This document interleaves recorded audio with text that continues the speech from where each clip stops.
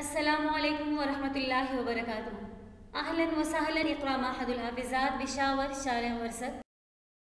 बिस्मिल्लाहिर्रहमानिर्रहीम। बाबुल इख़लास व इहज़ारिन नियत फ़ी जमीइल अअमाल वल अक़वाल वल अहवालिल बारिज़ति वल ख़फ़ियति। ये बाब है इख़लास व इहज़ारिन नियत और हुस्न नियत के बयान में फ़ी जमीइल अअमाल वल अक़वाल वल अहवालिल बारिज़ति वल ख़फ़ियति, तमाम ज़ाहिरी और बातनी अमाल अक़वाल और अहवाल में।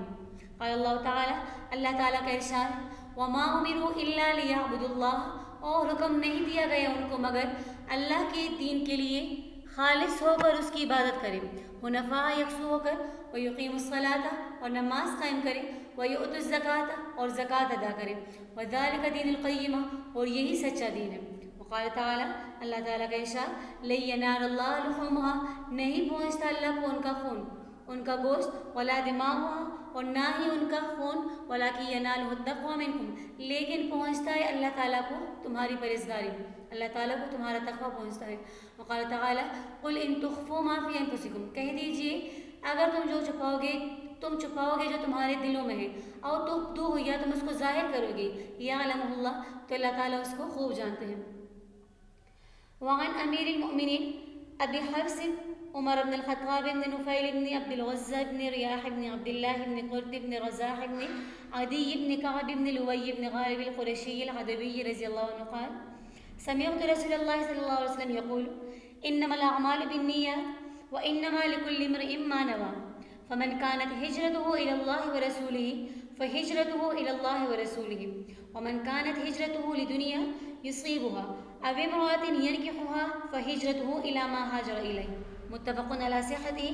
रवाहु इमाम अल-मुहद्दिसीन अबू अब्दुल्लाह मुहम्मद इब्न इस्माईल इब्न इब्राहीम इब्न मुग़ीरा इब्न बर्दिज़बत अल-जुअफ़ी अल-बुख़ारी व अबुल हुसैन मुस्लिम इब्न अल-हज्जाज इब्न मुस्लिम अल-क़ुशैरी अन-नैसाबूरी रज़ियल्लाहु अन्हुमा फ़ी सहीहैहिमा अल्लज़ैनिहुमा असह्हुल कुतुबिल मुसन्नफ़ा।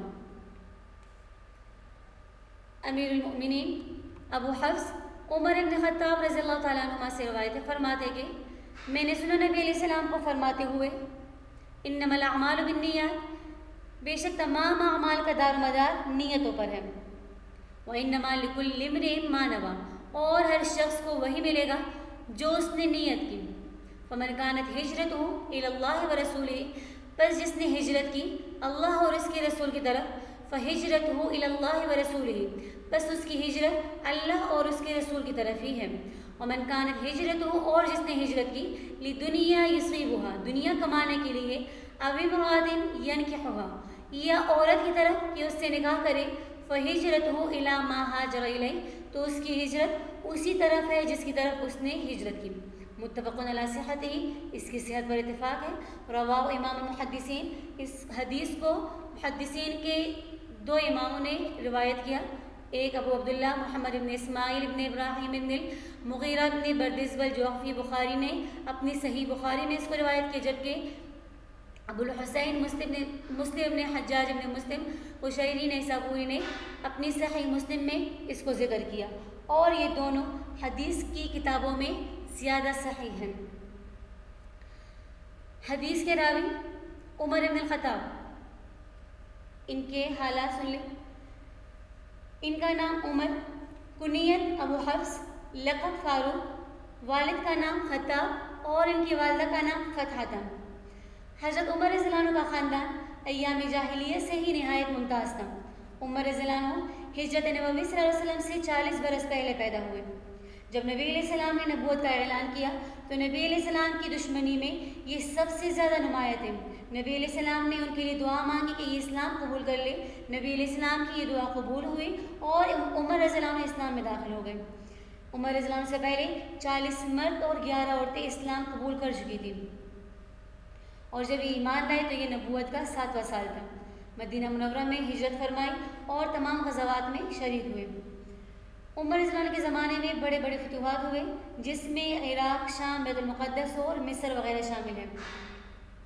उमर रज़ियल्लाहु अन्हु की शहादत के बारे में आता है कि मुग़ीरा इब्न शोबा के ग़ुलाम फ़ेरोज़ ने, जिसकी कुनियत अबू लुअलुअ थी, बुध की सुबह की नमाज में 6 वार की, जिसकी वजह से चंद दिन बीमार रहे और फिर हफ्ते के दिन यकम मुहर्रमुल हराम को इनकी शहादत हुई। नबी अलैहिस्सलाम के पहलू में ही मदफून हुए और इनसे तकरीबन 539 अहादीस मरवी हैं।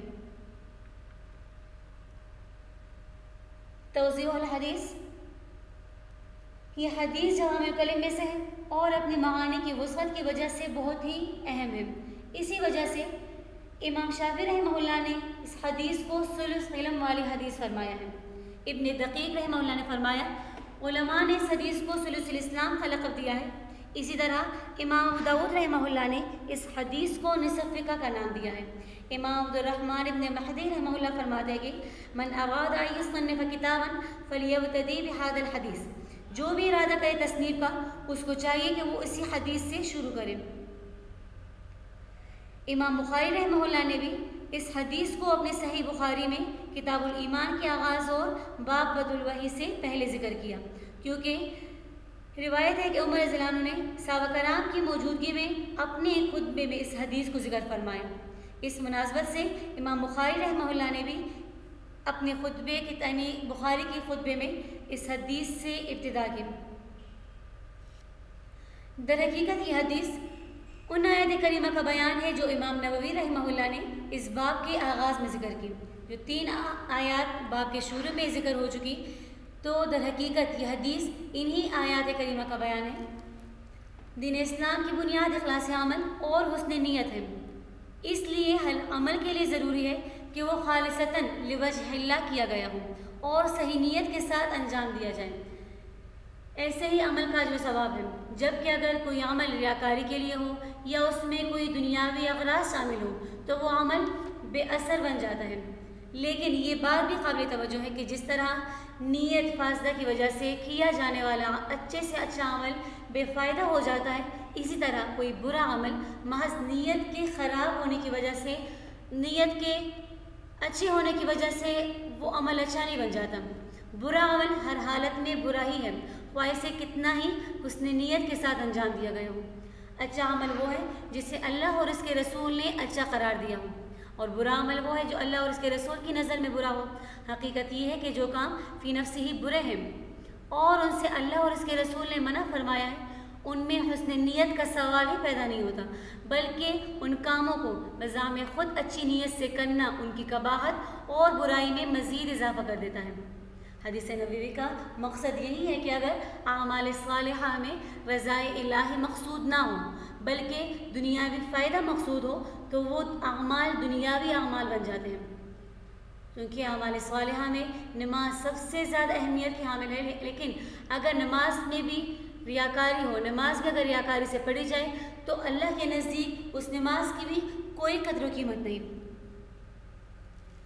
इस हदीस के शान वरूद के बारे में फरमाते कि यानी इस हदीस को नबी अलैहिस्सलाम ने जिस मौके पर फरमाया तो उसका पस मंज़र ये है कि एक शख्स ने उम्मे कैस रज़ियल्लाहु अन्हा नामी एक औरत को पैगाम निकाह दिया। उस औरत ने ये शर्त लगाई कि जब तक तुम हिजरत नहीं करोगे मैं तुमसे निकाह नहीं करूँगी। चुनांचा उस आदमी ने उस औरत की शर्त को कबूल करके हिजरत कर ली। फिर दोनों ने बाहिमी रज़ामंदी से निकाह कर लिया, मगर उस शख्स का नाम मुहाजिर उम्मे कैस मशहूर हो गया। उस औरत का नाम तोक़ील रज़ियल्लाहु अन्हा और उसकी कुनियत उम्मे कैस रज़ियल्लाहु अन्हा थी। अक्सर मुहद्दिसीन उसका नाम भूल गए हैं।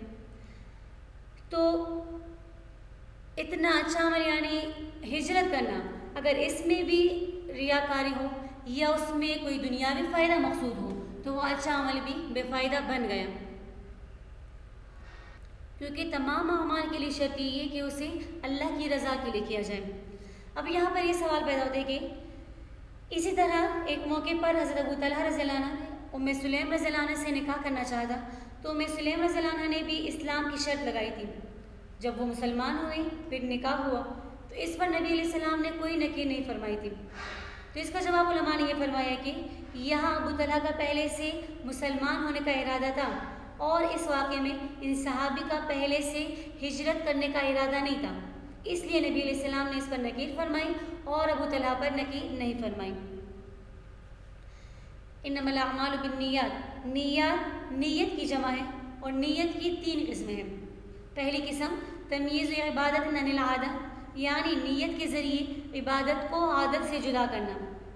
मसलन एक आदमी नमाज की हालत में खड़ा है, अगर उसने नीयत की है नमाज की तो नमाज हो जाएगी, वरना यही समझा जाएगा कि वो वैसे ही खड़ा है। दूसरी किस्म तमीज़ इबादत अनिल इबादत, यानी नीयत के ज़रिए एक इबादत को दूसरी इबादत से जुदा करना। मसलन नीयत के ज़रिए ज़ोहर और असर की नमाज में फ़र्क करना। अगर नीयत की हो ज़ोहर की तो वो नमाज उसकी ज़ोहर की होगी, लेकिन अगर असर की नमाज हो और नीयत उसने ज़ोहर की तो उसकी असर की नमाज भी रायगा चली गई। तीसरी किस्म तमीज़ महबूद अनिल महबूद, यानी नीयत के ज़रिए एक महबूद की इबादत से दूसरे महबूद की इबादत को जुदा करना। मसलन कोई आदमी नमाज पढ़ रहा है, अब इसकी नीयत से मालूम होगा क्या ये अल्लाह के लिए पढ़ रहा है या किसी और महबूद के लिए, तो अल्लाह के यहाँ वही अमल काबिल कबूल होगा जो कि सही नीयत के साथ किया जाए। एक और सवाल यहाँ पर पैदा होता है कि इन्नमल अमालु बिन्नियात में इन्नमा हसर के लिए आता है, तो इसका माना ये हुआ कि ला अमल इल्ला बिन्नियतिन, कि नीयत के बगैर कोई अमल वजूद में ही नहीं आ सकता। हालांकि ऐसा नहीं, क्योंकि आदमी नीयत के बगैर भी अमल कर लेता है, यानी उसने नीयत नहीं की होती और वो कई अमल कर लेता है। तो इसका जवाब ये देते कि अमल का वजूद ना होना नीयत के बगैर, इससे मुराद वजूद शरई है ना कि हिस्सी, कि देखने में तो वो अमल नज़र में आएगा मगर शरीयत के निगाह में उसी वक्त वो अमल मोतबर होगा जब उसमें अल्लाह के लिए नीयत मौजूद हो। अगर नीयत अल्लाह की रज़ा हो तो वो नीयत काबिल कबूल होगा, लेकिन अगर उसने नीयत ही ना की हो तो वो अमल ही बिल्कुल रायगा चला जाएगा। लोगों को महसूस तो होगा कि भाई ये नमाज पढ़ रहा है या कोई दूसरा अमल कर रहा है, लेकिन शरीयत की निगाह में उस अमल की कोई हैसियत नहीं होगी। इन्नमल अमालु बिन्नियात के बाद फिर लिकुल्लि इम्रिइन मा नवा का जिक्र किया कि हर एक को अमाल का बदला नीयत के एतबार से ही मिलेगा। तो अल्लामा कुर्तुबी रहमहुल्लाह फरमाते कि नीयत का मामला बहुत ही अजीम शान और अहम है, इसलिए दोबारा इन्नमल अमालु बिन्नियात की ताकीद इस जुमले यानी इन्नमा लिकुल्लि इम्रिइन मा नवा के साथ की गई। हालांकि दोनों का मतलब एक ही था, इन्नमल अमालु बिन्नियात का मतलब और इन्नमा लिकुल्लि इम्रिइन मा नवा का मतलब एक ही था, लेकिन इन्नमा लिकुल्लि इम्रिइन मा नवा को इन्नमल अमालु बिन्नियात की ताकीद के लिए जिक्र किया।